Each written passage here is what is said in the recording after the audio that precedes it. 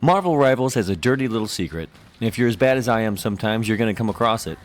A few nights ago, I decided to put some serious work into Venom, since I like dive tanks and hero shooters, and he seemed like a lot of fun. I was a Wrecking Ball main in Overwatch, by the way. So, I solo queue into quick play, and believe me when I say I couldn't even accidentally win. And by that I mean, I couldn't even get randomly paired with a team that carried me or something. Like, I lost every single game. And we've all been there.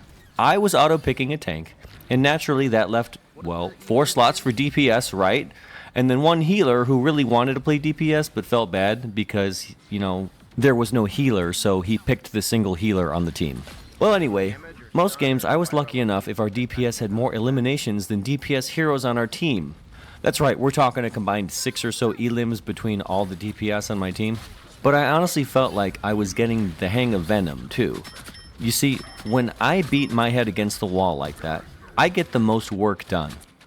I learned this gaming work ethic, you might call it, from playing thousands of hours of MOBA games like Dota 2, League of Legends, and more recently Deadlock. So when I'm in horrible situations, I think to myself, would the top player of this hero that I'm playing carry this game in this situation right now? And most likely the answer to that question is yes, they are that good. So, thoughts like that, they ground me, they ground my expectations of myself, and they help me realize how much farther I need to work on the mechanics of this hero to improve. I would love to go off on a tangent about how to put yourself in a mental state to get better, but I'm going to stay focused. But I will leave my first bit of advice at the end of this video. In other words, I don't have an ego problem when it comes to games like this. I don't need my ego padded. And this is where Marvel Rivals' dirty little secret affects me. You see, whenever you're getting absolutely stomped, like I was a few nights ago playing Venom, Marvel Rivals has a mechanic that automatically puts you and other real people against bots in quick play games. I'll say that again. You queued up for quick play, not a match against AI bots, and Marvel Rivals puts you against AI bots. Don't believe me? I'll show you. Go to your player profile, then select History at the top. Let's look at the games I lost. As you can see, player profiles are open by default, and you can see them most of the time for most of the people. Now, look at the profiles of the enemy players on the games that I won. Restricted. That tells you these are AI bots. So why is this a big deal? Well, maybe it's not for you because stomping bots is fun sometimes, and it's a nice break from some super sweaty games. But for someone like me who is constantly gauging their ability level with the hero in real game situations, this throws everything off. I'm trying to figure out what works, what doesn't, how soon I should use one ability, how late to use another, and if I'm fighting bots, I'm going to get false information and risk reinforcing bad habits.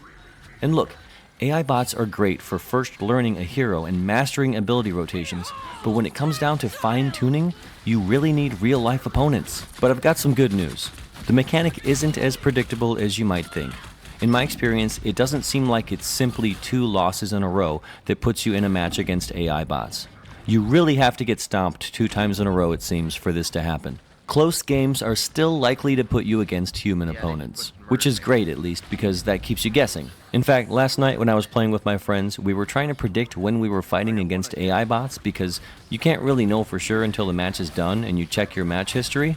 And we did just lose 2 in a row. We played a game that was somewhat challenging, but we mostly stomped them, which had us wondering if we just fought against humans or bots. Turns out, these were actual people we just destroyed, so that was a welcome surprise. And as we know, sometimes random players can be just as bad, if not worse than bots. I'm looking at you, DPS healers. But hey, what do you think? I'm clearly not a fan, but I can see opinions going both ways.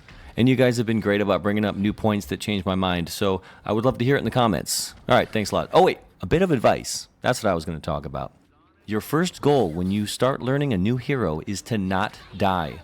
I learned this way back when I started playing Dota 2, and it's still true today.